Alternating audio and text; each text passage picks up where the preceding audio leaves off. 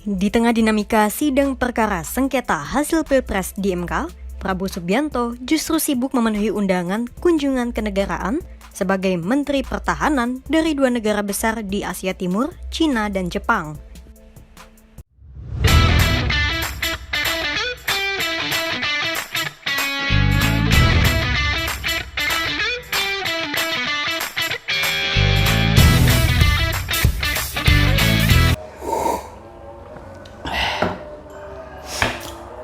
Assalamualaikum warahmatullahi wabarakatuh. Salam sejahtera bagi kita semua. Salam Om Swastiastu, Namo Buddhaya, salam kebajikan.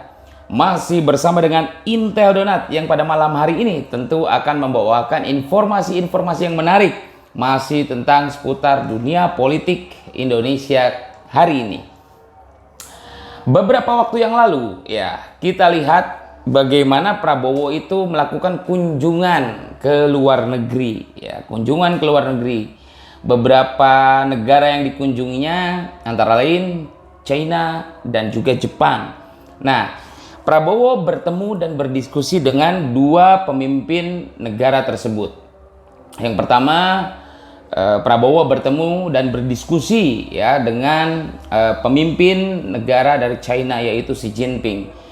Dalam diskusinya tersebut memang agak menarik ya, agak menarik gitu ya. Itu lihat aja nanti bagaimana hasil diskusinya. Lalu yang kedua, juga Prabowo bertemu dengan Fumio Kishida selaku Perdana Menteri dari Jepang. Artinya Prabowo bertemu dengan dua pemimpin negara ya. Prabowo bertemu dengan dua pemimpin negara. Namun yang menjadi pertanyaan, Prabowo berkunjung ke dua negara tersebut apakah sebagai Menhan ataukah sebagai presiden terpilih? Nah, ini pertanyaan yang memang menimbulkan spekulasi dan juga kontroversi. Kalau kita lihat, jika Prabowo pergi ke China dan ke Jepang itu mengatasnamakan Menhan, otomatis ya secara protokol kenegaraan Menhan akan diterima lagi oleh Menhan karena diskusi, kerjasama, kemitraan dan lain-lain itu akan berjalan hanya seputar tentang pertahanan dan negara tentunya. Nah, tetapi ini diterimanya oleh pemimpin negaranya. Nah, ini yang menjadi pertanyaan. Lalu jika Prabowo pergi ke China dan juga ke Jepang sebagai presiden terpilih, harusnya Prabowo itu dibersamai oleh Gibran sebagai cawapresnya, ya.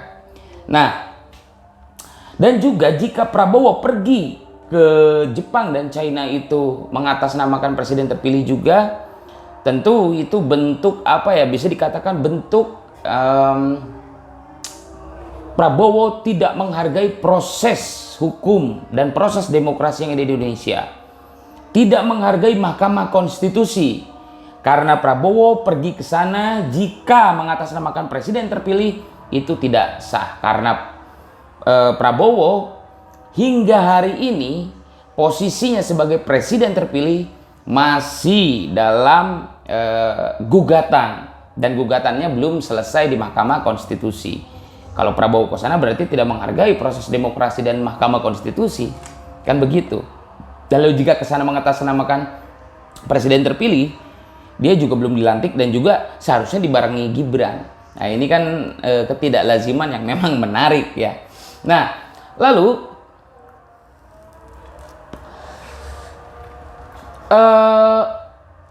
ada lagi persoalan yang mengundang banyak sekali spekulasi. Contoh, Jokowi menyodorkan draft tentang kawasan aglomerasi. Ya, kawasan aglomerasi itu adalah kawasan DKI Jakarta dan nanti rencananya akan Jabodetabek gitu.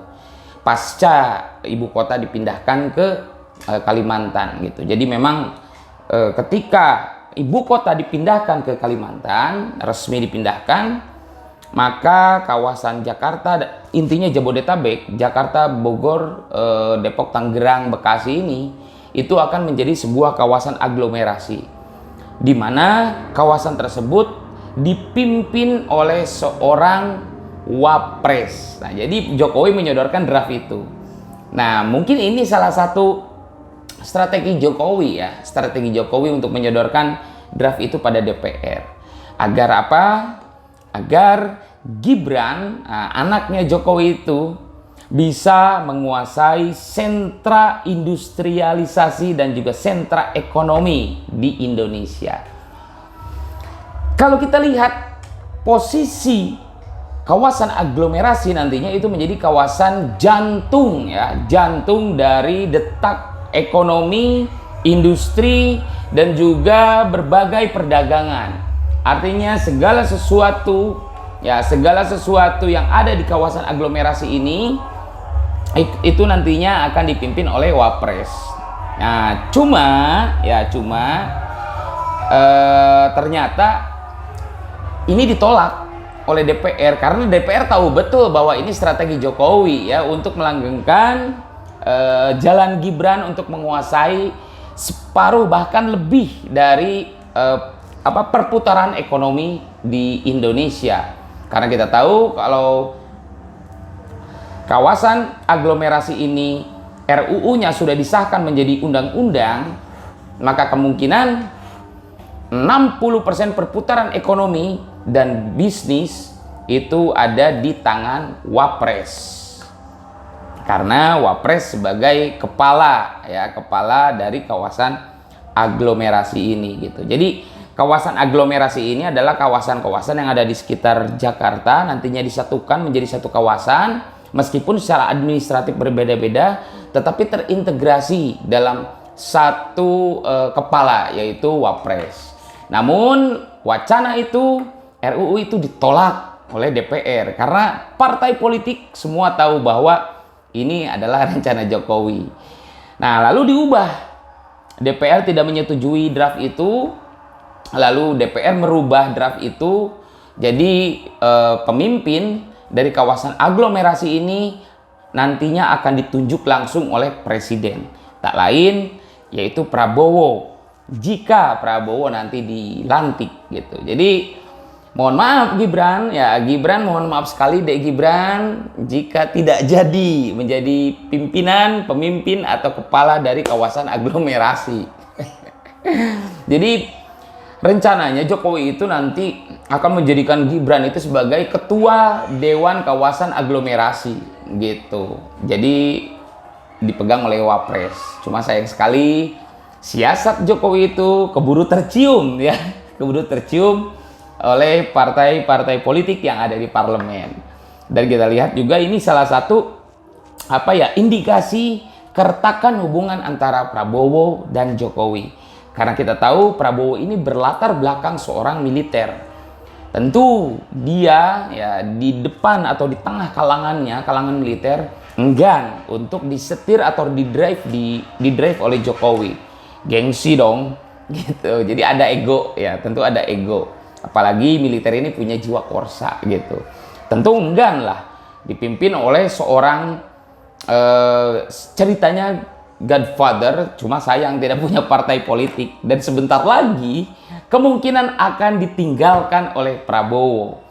Dan kita tahu bagaimana sekarang proses peradilan di Mahkamah Konstitusi ini memang sepertinya akan menguntungkan kubu 01 dan 03. Dengan salah satu gugatannya itu isinya bisa jadi mengarah pada pendiskualifikasian Gibran Rakabuming Raka sebagai pasangan dari Capres Prabowo Subianto. Jokowi memang ini udah gokil ini intervensi sana sini. 4 menteri juga diintervensi. Jadi, tapi sayang, mohon maaf Pak Jokowi, Pak Prabowo itu nggak mau dong disetir sama sampean. Sorry Itu saja mungkin yang bisa saya sampaikan, informasi keretakan yang ada di tubuh koalisi 02 ini. Mudah-mudahan bermanfaat.